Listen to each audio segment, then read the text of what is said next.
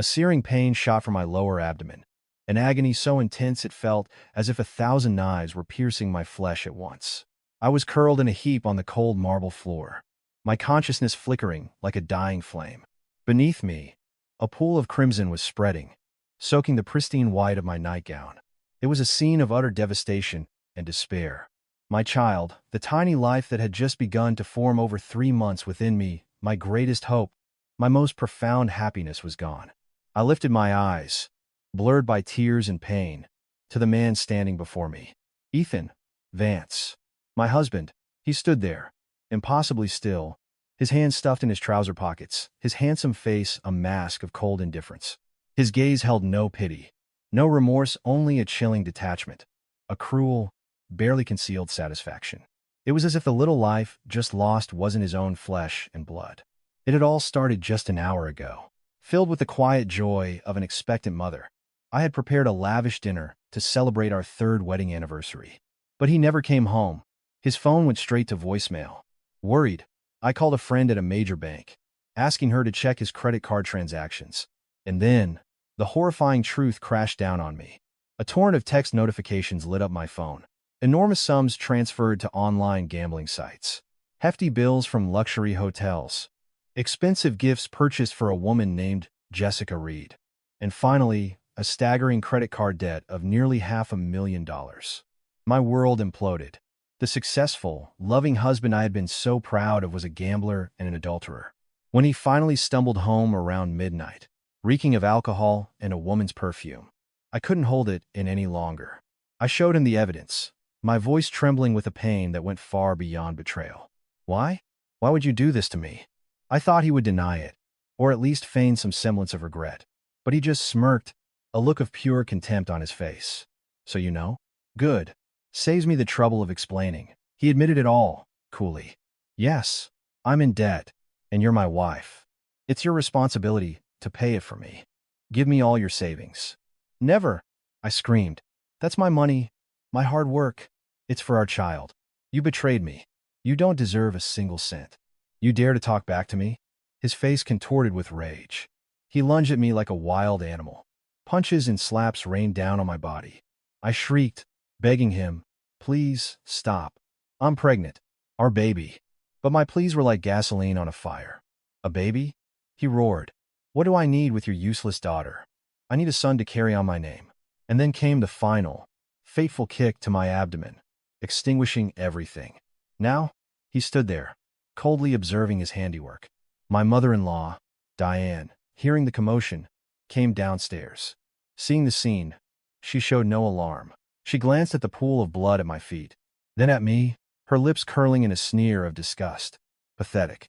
Can't even hold on to a pregnancy. Useless to your husband. And now you dare to defy him? You deserved it. She walked to her son's side, patting his shoulder. There, Ethan. Don't waste your anger on her. A woman like this needs to be taught a lesson to know her place. No need for that, Mom, Ethan said suddenly, a cruel smile twisting his lips. He bent down, grabbing a fistful of my hair and yanking my head back, forcing me to meet his gaze. Let her lie there. Let her learn some damn respect. Then he pulled out his phone. What? What are you doing? I whispered, the pain and blood loss threatening to pull me under. He didn't answer. He dialed a number and put it on speaker. Hello? A deep, authoritative voice came through. It was my father. Well, hello there, Dad. Ethan's voice was mocking, challenging. A bit late for a call. I know. Hope I'm not disturbing a retired public servant's beauty sleep.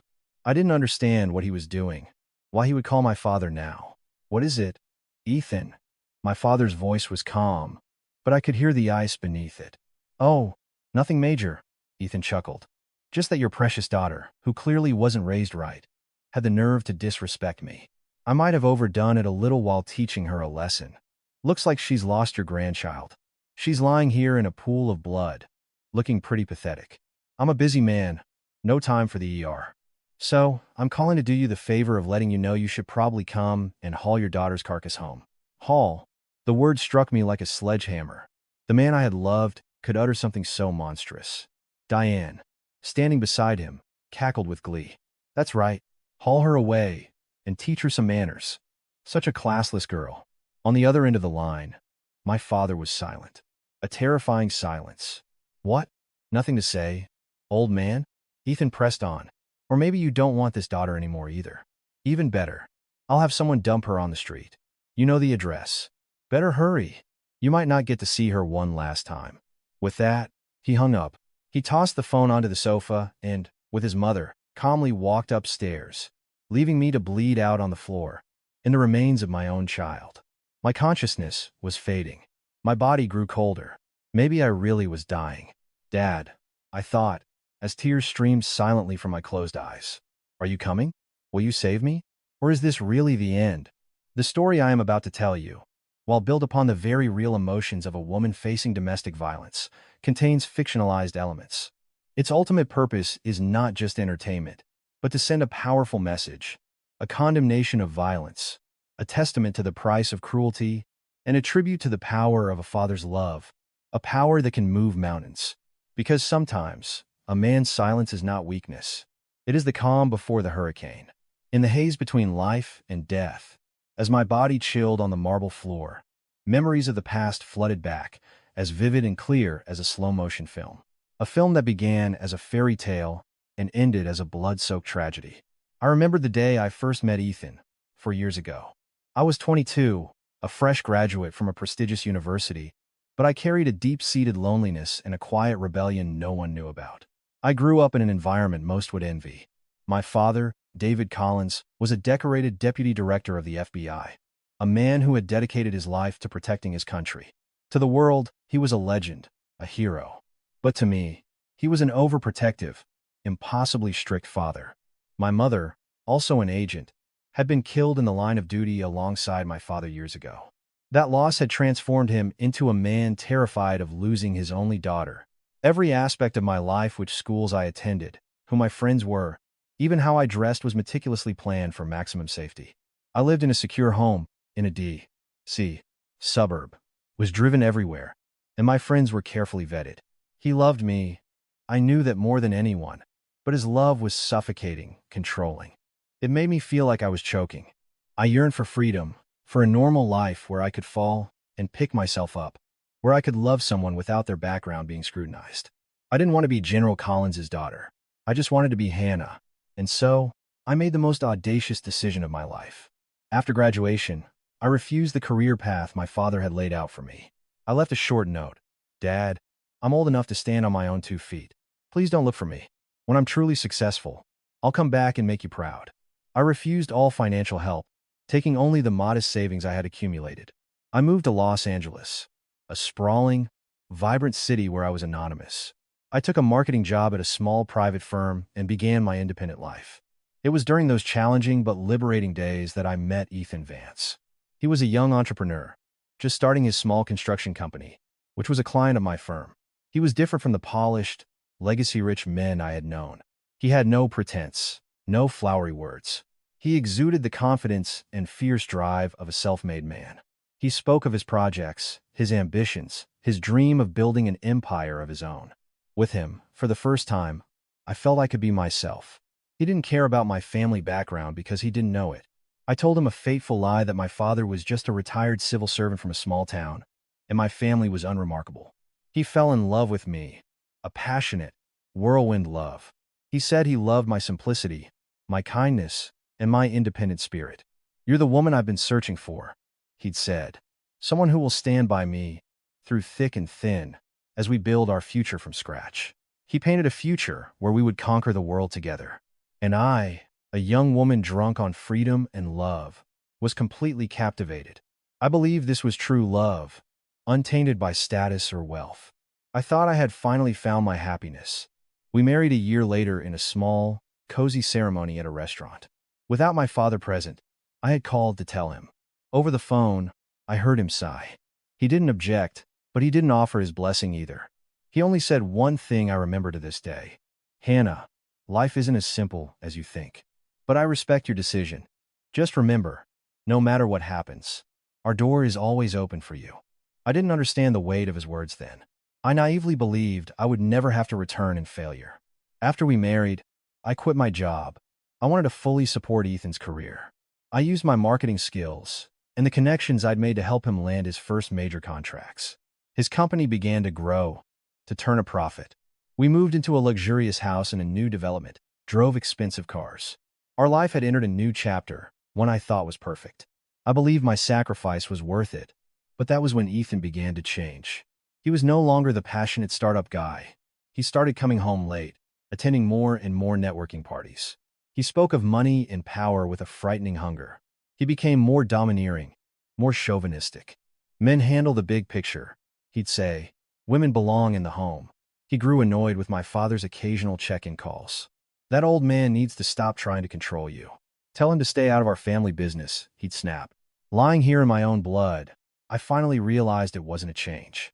It was a revealing, the true nature of a violent, tyrannical, and cruel man, which had been so cleverly hidden beneath the facade of an ambitious entrepreneur. I was wrong from the very beginning. I hadn't just lied to him about my family. I had been lying to myself about who he truly was. The pain surged again, pulling me from my memories. My body felt light, my consciousness dimming. I really was dying.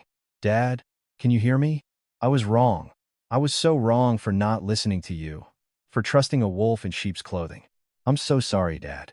In my final moments, before the darkness took me, I thought I heard the wail of sirens in the distance. Growing closer, more urgent. The sirens of police cars. Or was it just the hallucination of a dying woman? A fantasy of the father I had tried so hard to escape. The sirens I heard before I passed out were not a hallucination. They were the prelude to a drama that Ethan and his mother would never, ever forget. But that was 30 minutes later. Before that, my life in this house was a living hell, masked by a veneer of glamour and lies. After the wedding, I naively thought we'd have a happy life, building our home and Ethan's career together. But just 1 month after our wedding, Ethan told me he wanted his mother, Diane, to move in with us from out of state. He said he was her only son, that it was his duty to care for her. His father had passed away young, and Diane had single-handedly raised him. His words sounded so filial, so respectable, and I, the ever-supportive wife, readily agreed. I thought a bigger family would make our large house feel warmer. I never imagined I was personally inviting a demon into my home, one who would, with her son, turn my life into an endless nightmare. From the day she arrived, Diane acted like a queen. She toured the house not with admiration, but with the inspecting gaze of a monarch surveying her domain. She criticized everything: the wall color, the curtains, even the way I arranged flowers. City girls, she'd scoff, her voice dripping with disdain. All flash, no substance. No idea how to make a proper home. This, despite the fact that every brick and every piece of furniture in this house was paid for with my money, the capital I brought with me when I left my father's home. My life became a sentence of unpaid servitude. I had to be up at 5 a.m. to prepare a full breakfast, not just coffee and toast. Diane demanded a hot meal with multiple dishes. A man needs a real breakfast to have the strength for a day's work, she'd declare.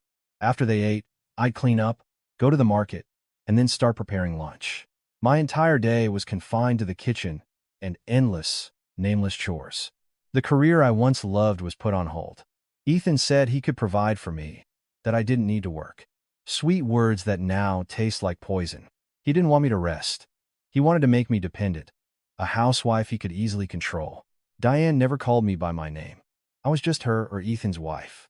In her eyes, I wasn't a daughter-in-law, but an unpaid maid and a vessel to produce an heir. Nothing I did was ever good enough. If the rice was a bit dry, she'd accuse me of trying to choke her.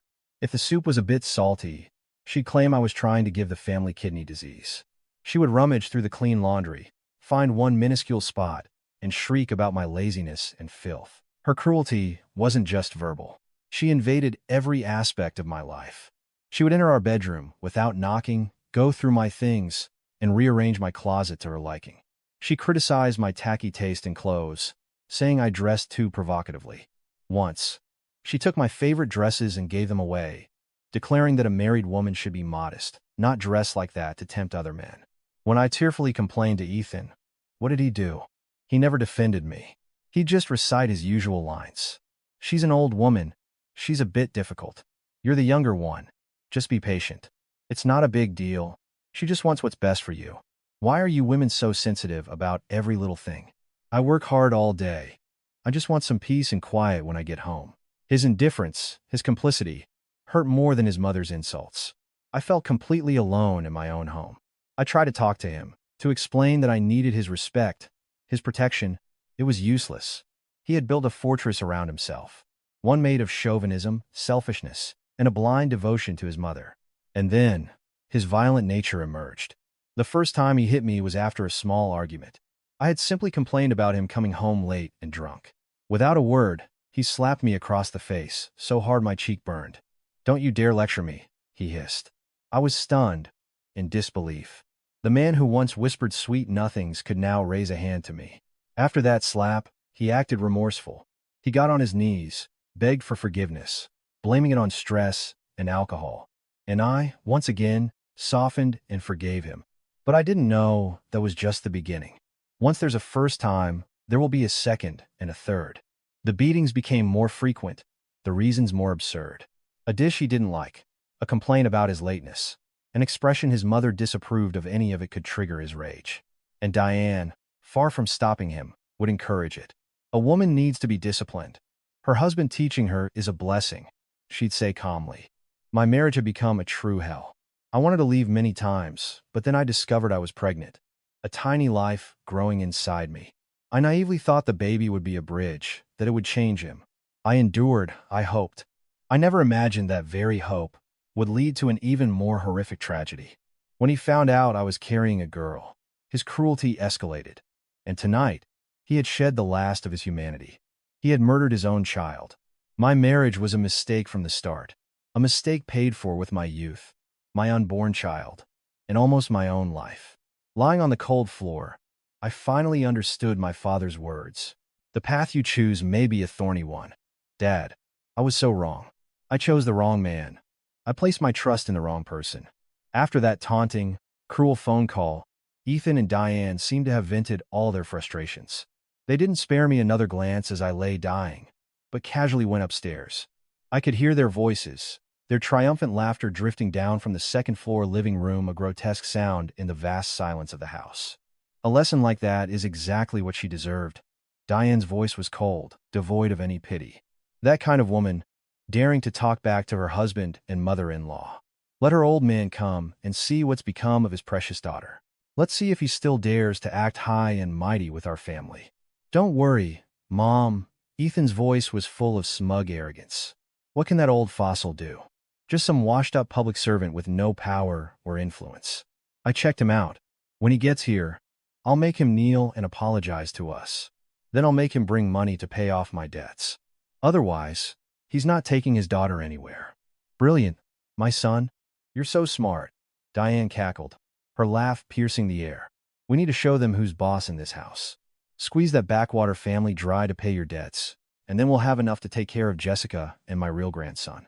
I lay there, listening to every word, my blood boiling.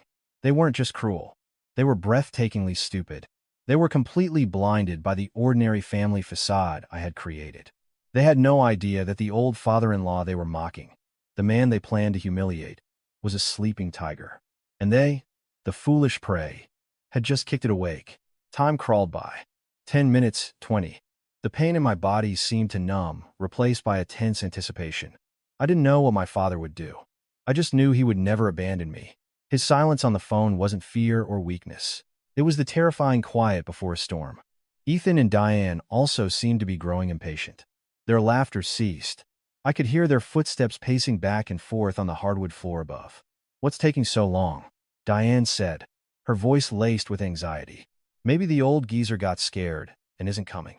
Or maybe he's running around trying to borrow money." "Probably," Ethan scoffed, trying to reassure his mother and himself. "Let him wait. We'll just relax and have some tea. The longer it takes, the worse off she gets. The more desperate he'll be to come up with the cash." They were still gloating, still lost in their delusions of power. They had no idea that outside their fortress, a ring of steel was slowly closing in. And then, it came. At first, a single, faint siren in the distance. Then two. Then three. The sound didn't fade. It grew louder, more urgent, more authoritative. It wasn't the sound of an ambulance or a fire truck. It was the distinct, piercing wail of a priority police convoy, of law enforcement on an urgent mission. "What's that noise?" Diane grumbled, walking towards the balcony. Ethan followed, and then I heard her let out a blood-curdling scream, a shriek of pure, unadulterated terror. Oh my God! What? What is that? From outside, the flashing red and blue lights of a massive police presence began to strobe, casting eerie, dancing shadows across the walls of our house. The sirens were now deafening, shattering the night's silence and waking the entire neighborhood. Lights flicked on in the surrounding houses as people came out to see the commotion. Cops? Why are there so many cops? Ethan's voice trembled, his arrogance completely gone, replaced by sheer panic. He wasn't an idiot. He knew a simple domestic dispute would never warrant a response of this magnitude. I managed to pull myself up, using the sofa for support, and drag myself to the window. The sight before me, even though I was expecting something, left me breathless. The entire street leading to our house was cordoned off with police barricades. Not one or two cars, but at least 15 police vehicles, SWAT vans, unmarked detective cars, and even an armored vehicle I had only ever seen in anti-terrorism drills on TV. Dozens, maybe hundreds, of officers in full tactical gear, body armor, helmets, riot shields were rapidly deploying, forming a tight perimeter around the property. High-intensity spotlights from the vehicles illuminated the house, making it as bright as day. Above, I could hear the whump whump whump of a helicopter circling, its searchlights sweeping across the yard. This wasn't a routine arrest. This was a full-scale, high-level tactical deployment, the kind used to take down a dangerous, heavily armed criminal organization. Bang, bang, bang. A violent pounding on the main gate shook the entire structure, accompanied by a powerful voice booming through a megaphone. This is the LAPD. Occupants of the house, open the door immediately with your hands in the air. I repeat, open the door. Ethan and his mother were frozen on the balcony, their faces ashen, trembling uncontrollably. They couldn't comprehend what was happening. How could the old father-in-law possibly command such a formidable and terrifying force? 30 minutes. Exactly 30 minutes since Ethan's taunting phone call. My father had not come alone. He had brought with him the full fury of a top-ranking federal lawman. The humiliating play Ethan and his mother had scripted had just turned into a terrifying action movie, with them as the villains about to face the wrath of the law. Open. Open the gate. Go on. Open it. Diane stammered, shoving her son. But Ethan's legs had turned to jelly. He couldn't move. He could only stare down at the heavily armed officers below, his eyes wide with terror and despair.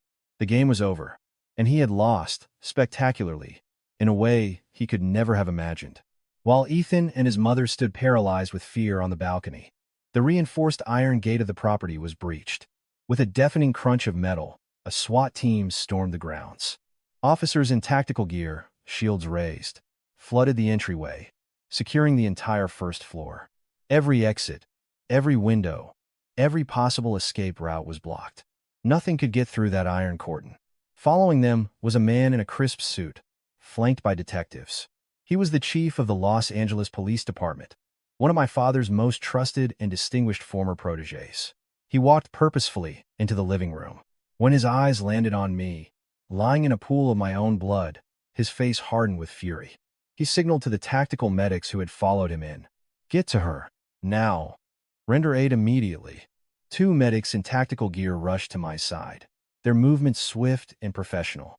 They checked my vitals, applied pressure bandages to stop the bleeding. For the first time in years, a wave of safety washed over me. I knew I was saved. The darkest night was finally ending. At that moment, Ethan and Diane stumbled down the stairs. Seeing the house filled with armed police and the stone-faced police chief, they completely fell apart. Officers. Chief. There must be some misunderstanding, Ethan stammered, attempting a pathetic, sycophantic smile. I'm Ethan Vance, CEO of Vance Construction. This is my private residence. We haven't done anything illegal. The chief didn't even look at him. His gaze was fixed on my condition, his worry and anger etched into every line on his face. He gave a cold, sharp nod to 2 detectives standing by. Read him the warrant. One of the detectives stepped forward and read from a document in a loud, clear, emotionless voice. Warrant for immediate arrest.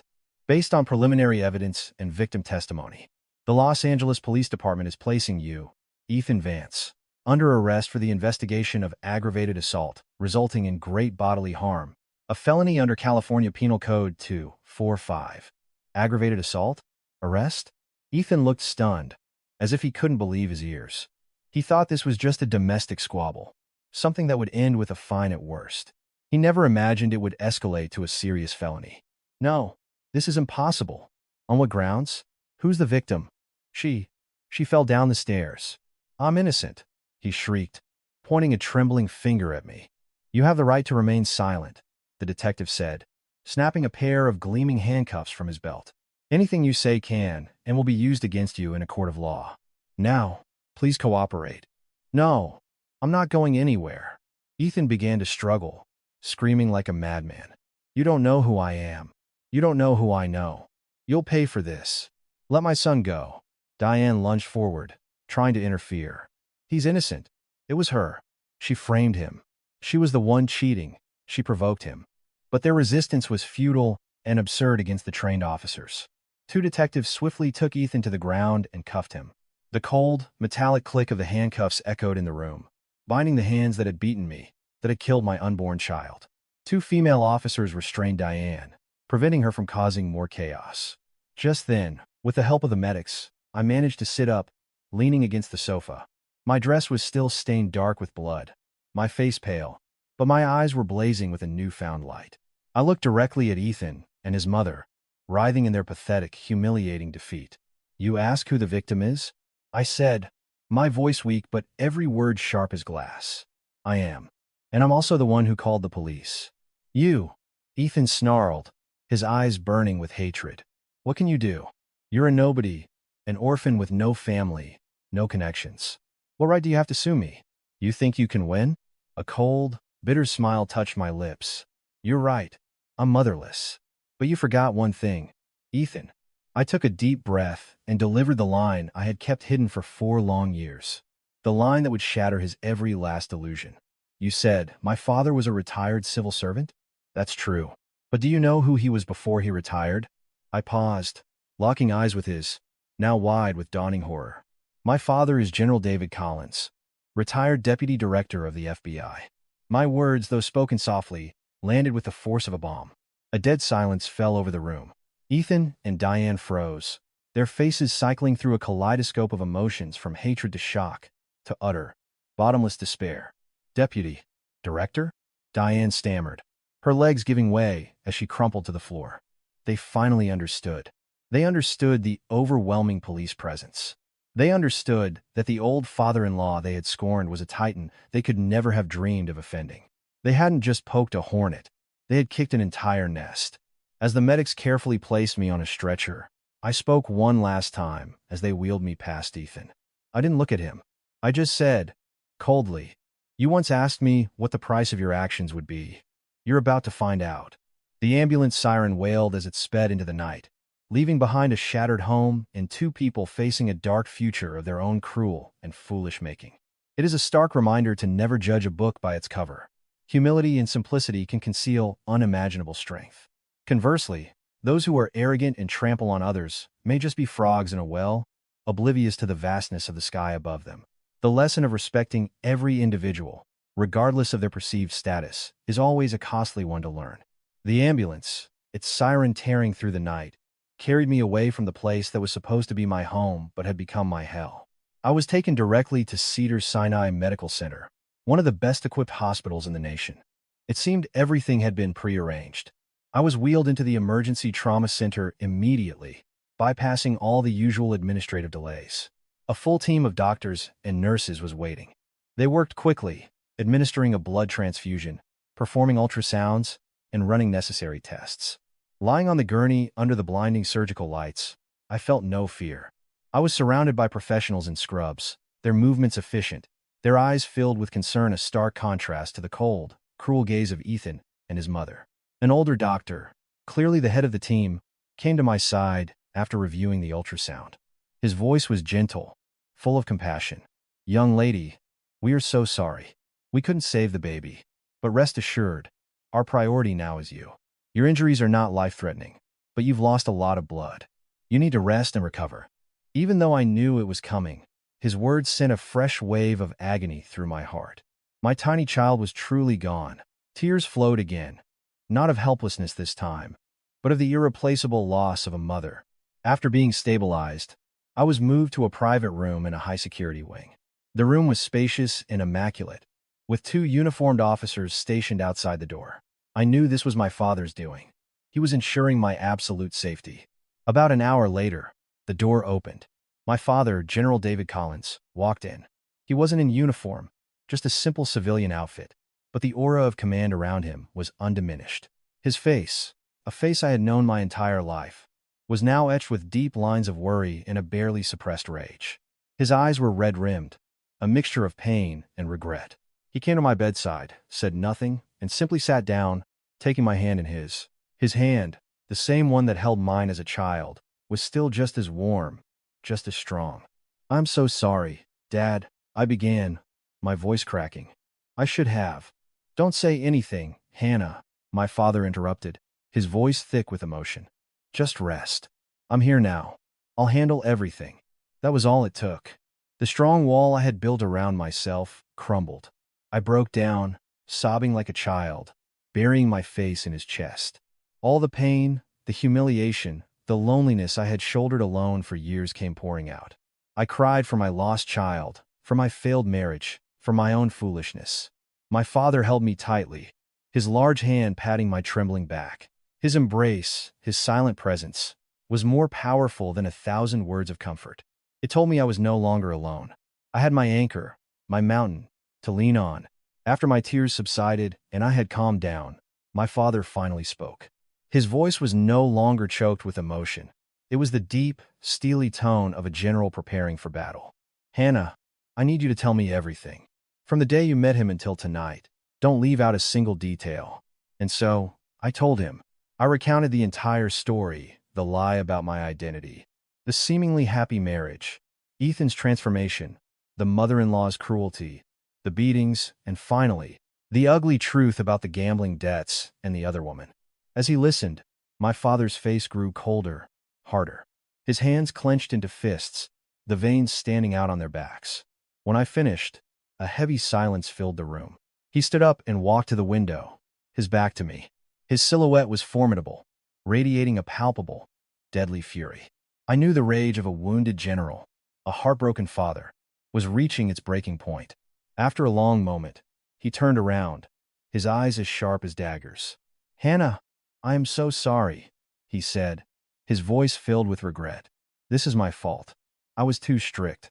I made you feel so suffocated that you had to run away. It's my fault for not vetting that animal before you married him. I let you suffer. It's not your fault, Dad," I whispered, shaking my head. "I was naive. I was blind." "No," he cut me off, his tone absolute. "We all bear responsibility for our choices. But now is not the time for blame. It's time for action." He came back to the bed and looked me straight in the eye. "Hannah, I need to ask you one last thing. How do you want this to end? Do you want me to show him any mercy?" I looked into my father's eyes and saw not just anger, but a profound respect for my decision. He was giving me the power to choose. I thought of my lost child, of the senseless beatings, of his taunting words. My heart turned to ice. "Dad," I said, my voice surprisingly calm and firm. "I don't want him to have a way out. I want him to pay. I want him to pay the highest possible price for what he's done not just to me, but to our child." My father nodded slowly, a gesture heavy with grim finality. "I understand." He took out his secure phone and dialed a number. "Agent Miller? It's time. I want the full operation to commence.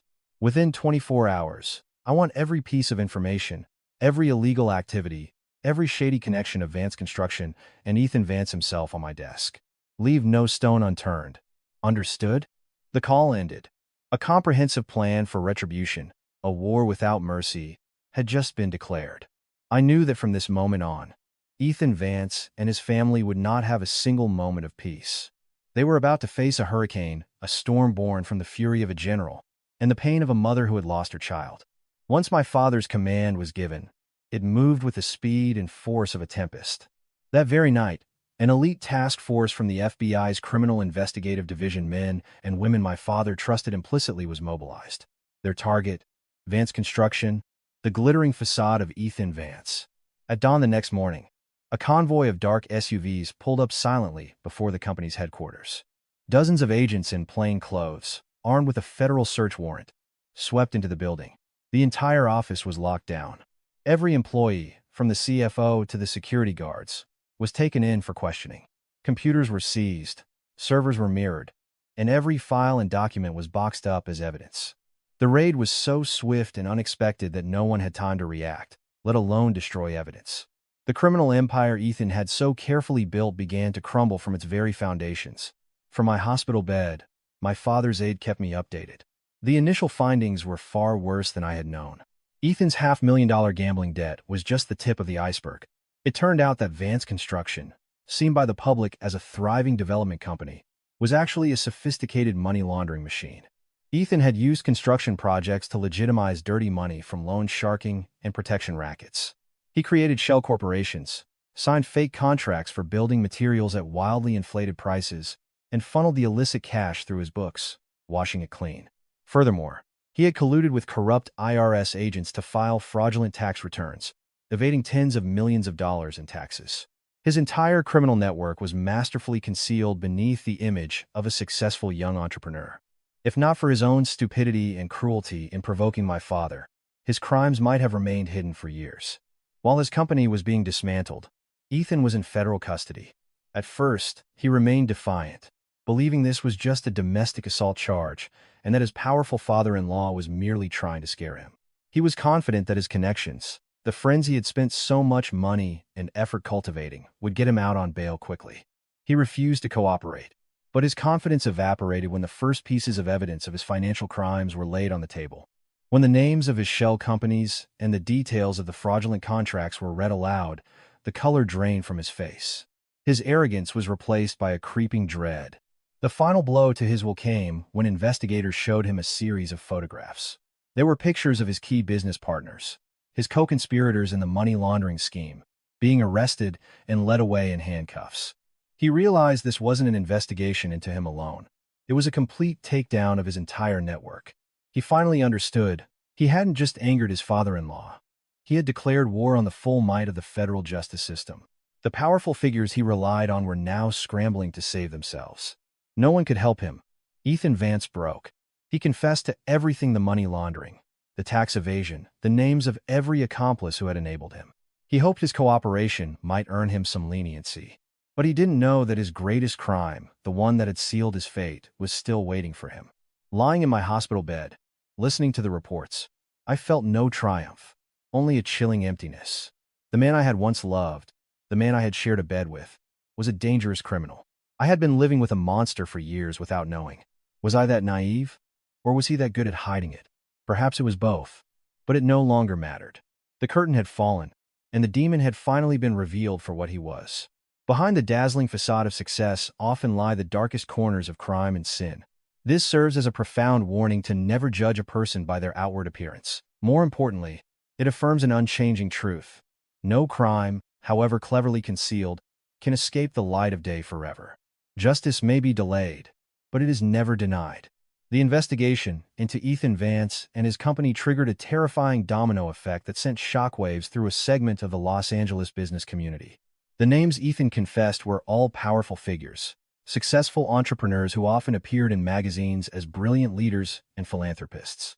But behind that glamorous facade was a web of corruption, a shadow world run on dirty money and illicit deals. My father, determined to excise this cancer completely, showed no mercy. Arrest warrants were issued one after another. Every day, another tycoon was taken down. Some were arrested in their high-rise offices in front of hundreds of employees. Others were apprehended at the airport, just as they were about to flee the country. The entire underworld that Ethan had been a part of was in chaos.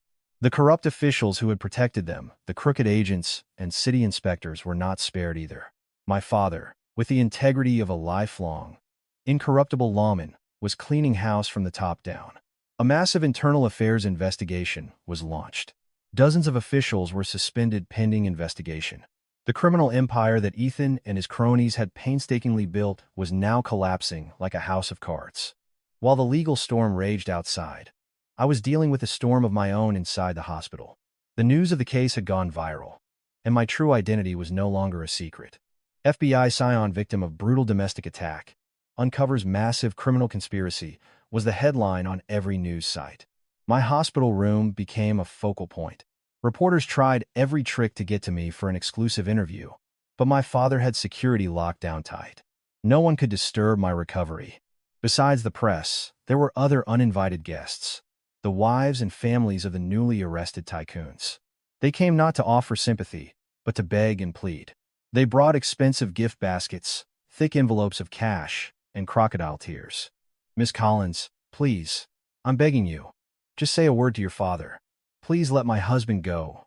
One woman, dripping in diamonds, knelt by my bed, sobbing hysterically. "He was just misled by that monster, Ethan. He's a good man.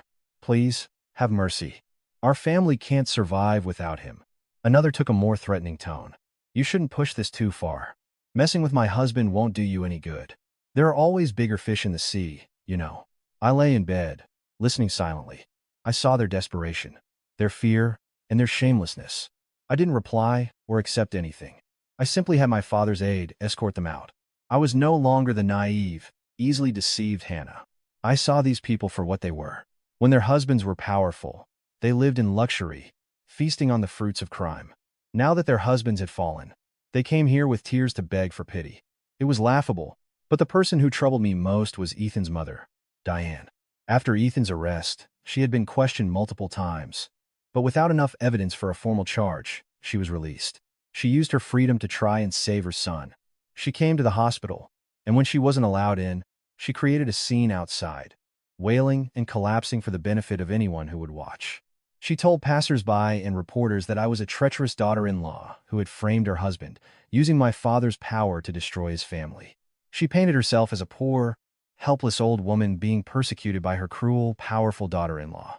Her performance attracted the attention of some tabloids, who ran sensationalist articles twisting the truth. My father was furious and wanted to have her dealt with, but I stopped him. "Dad, let her talk," I said. "The more she creates a scene, the more desperate she looks. I'm not afraid of her lies. The truth is the truth, and I trust the public is smart enough to see it." I knew this battle wasn't just in the courtroom. It was in the court of public opinion, and I would not let them turn black into white. I was ready to face them, not just as a victim, but as a warrior fighting for truth and justice. The game of dominoes was not over, and I knew the final, decisive piece had yet to fall. While the legal storm he had unleashed was destroying his empire on the outside, inside the cold walls of the federal detention center, Ethan Vance was enduring the darkest and most desperate days of his life. His initial arrogance had completely vanished after grueling interrogations and the presentation of irrefutable evidence. He finally grasped the gravity of his situation. He understood that the retired public servant he had mocked was a titan he could never hope to move. The fear of a long prison sentence, perhaps even life, consumed him. In his panic, he clung to his last hopes, the connections he had spent years and a fortune building. He believed that the men who had taken his money, who had dined at his table, would not abandon him. Through his lawyer, he sent out desperate pleas for help. He promised that if they could get him out of this, or at least reduce his charges, he would keep his mouth shut and take all the blame. He still naively believed in some kind of honor among thieves. He was wrong. The first person he contacted was a high-ranking city official who had helped him win lucrative contracts. The message was sent. The reply was a deafening silence. The official, upon hearing of Ethan's arrest and learning who was behind it, had severed all ties. He was too busy frantically covering his own tracks to offer any help. The second was a local crime boss who had provided the muscle for his loan sharking operations. When the lawyer relayed the message, the gangster just laughed. "Ethan? Tell him he's on his own. He was stupid enough to mess with the general's daughter. He's lucky he's still breathing. Tell him to never mention my name again." One by one, everyone Ethan had considered an ally, a brother, a safety net, turned their backs on him. They cut off all communication, denied any relationship, and some even provided evidence against him to the investigators in hopes of a lighter sentence for themselves. In the world of crime and profit, there is no loyalty. When the ship is sinking, the rats are the first to flee. Ethan was completely broken. He sat alone in his cell, consumed by fear and the sting of betrayal. He realized he had lost everything, not just his career and money, but all the relationships built on lies. He had no one left. In his desperation, he thought of me. He wrote a long letter, sent through his lawyer. In it, there were no more threats or curses. He waxed nostalgic about our love, our sweet memories. He admitted he was wrong, blinded by greed. He begged me, for the sake of what we once had, to talk to my father, to ask for mercy. He promised that when he got out, he would spend the rest of his life making it up to me. I read the letter and felt nothing, not a flicker of pity. It was laughable. Even now, he thought he could manipulate me with sentiment. He had forgotten that he was the one who had murdered that love on the night he attacked me and our child. I didn't reply. I simply forwarded the letter to the prosecution team as another piece of evidence of his despicable and manipulative character. Ethan's desperate pleas highlighted not just the downfall of one man, but the collapse of an entire system built on deceit. It was a harsh lesson for those who believe money and power can buy anything. When faced with true justice, all protections are worthless, and all relationships built on self-interest will burst like soap bubbles. This story, while fictional, reflects a profound truth about the nature of human relationships. We hope it serves as a reminder of the value of genuine connection and the understanding that trust and decency are the only true foundations for lasting success. When every door had slammed shut in Ethan's face, the last person who didn't abandon him was his mother, Diane. But her loyalty wasn't born from sacred maternal love. It was born from a blind, selfish fear of losing her only son, the golden child in whom she had invested all her hopes. After her public theatrics outside the hospital yielded nothing, Diane realized the only way to save her son was to confront me directly. One afternoon, my father's aide informed me that she was in the lobby, demanding to see me.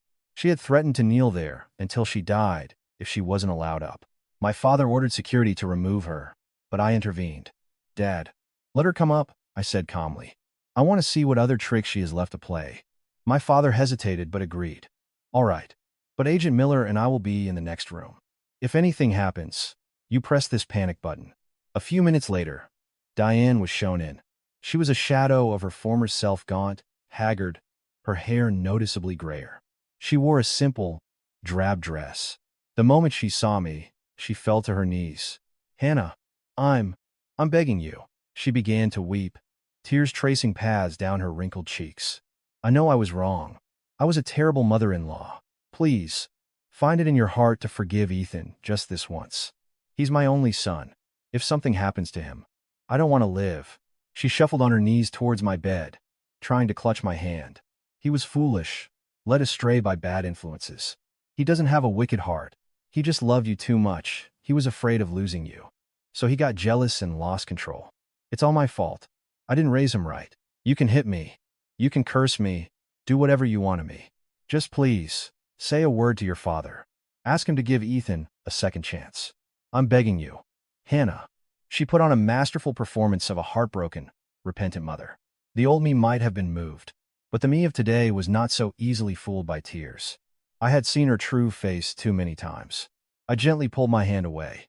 "Please get up, Diane," I said, my form of address having changed. "This is beyond my control. This is now a matter for the law." "The law?" She looked up, her eyes, once pleading, now flashing with resentment.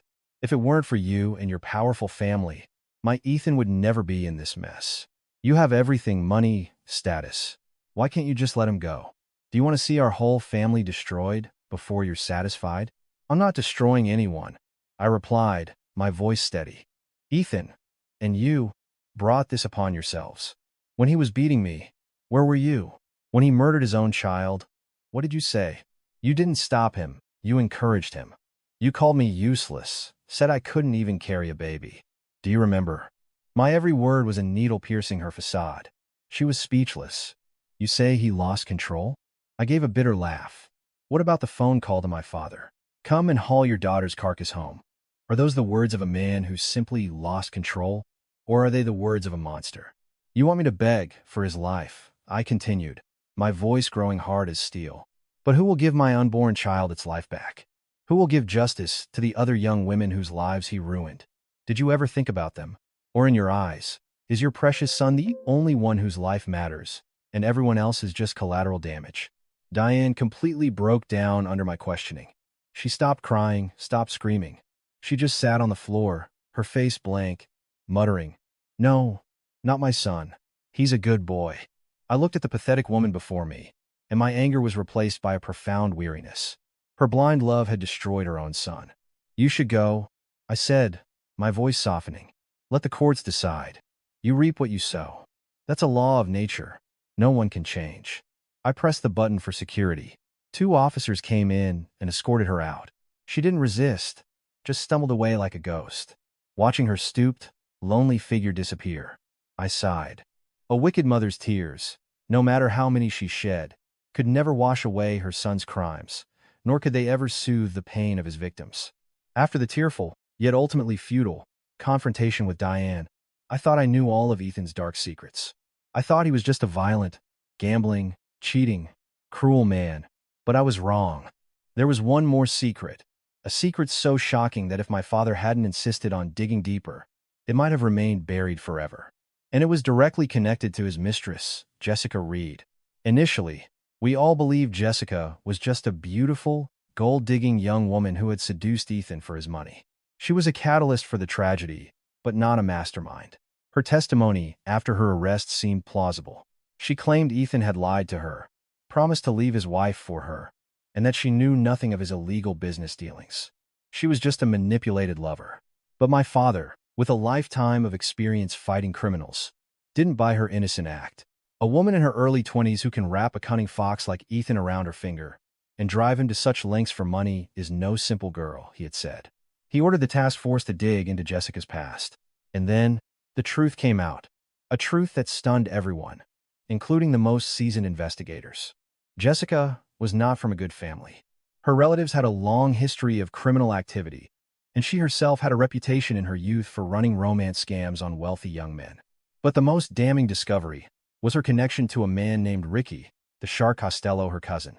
Costello was a high-ranking enforcer in an international money laundering syndicate, a syndicate the FBI had been tracking for years. Suddenly, all the pieces clicked into place.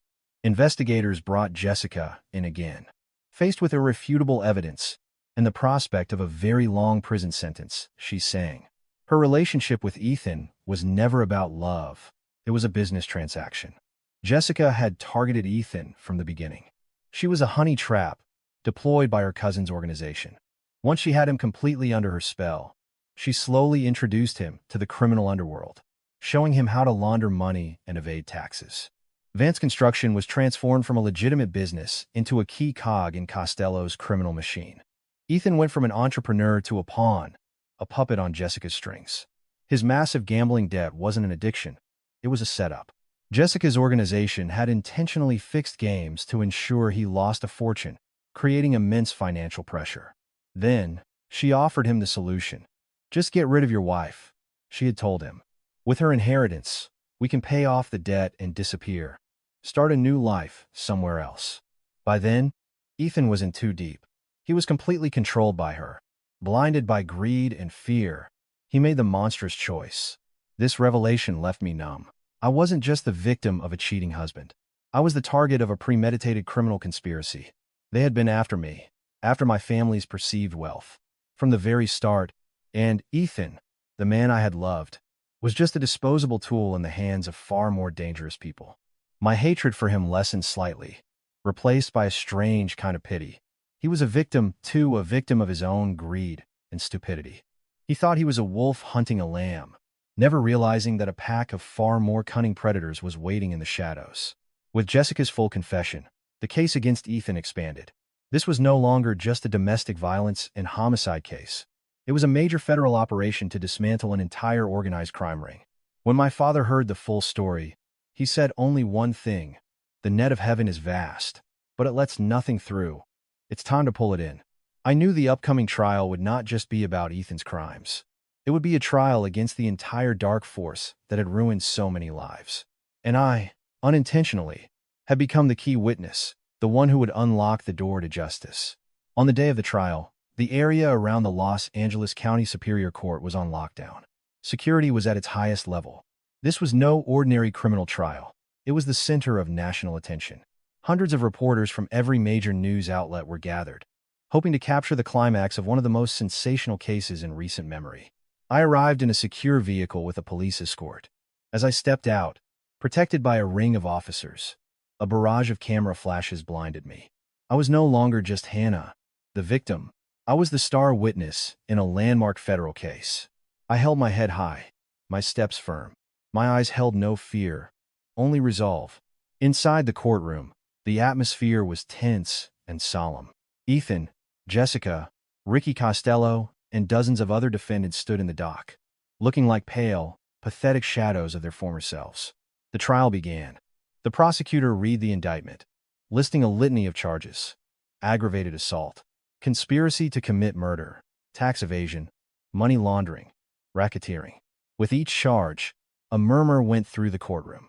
When it was Ethan's lawyer's turn, he tried one last, desperate gambit. He portrayed Ethan as a tragic victim, seduced and manipulated by Jessica, driven to a moment of madness by her incitement. It was a pathetic performance. It was swiftly demolished, first by Jessica herself. Facing decades in prison, she held nothing back. She detailed the entire conspiracy, how her organization had targeted me, how she had ensnared Ethan. She even produced recordings of their conversations where Ethan was not a reluctant participant, but an enthusiastic and cruel planner in my demise. "He's not a victim," she said, her voice sharp, pointing a finger at him. "He's a monster, a greedy, evil monster. He was the one who suggested getting rid of his wife to get her money. I just lit the match. The evil was already inside him." The final, devastating blow came when I took the stand. I calmly recounted my story. Then, I asked the court for permission to play a recording. It was the audio of Ethan's call to my father on that fateful night. His mocking, inhuman voice filled the courtroom. "Well, hello there, Dad. Looks like she's lost your grandchild. You should probably come and haul your daughter's carcass home."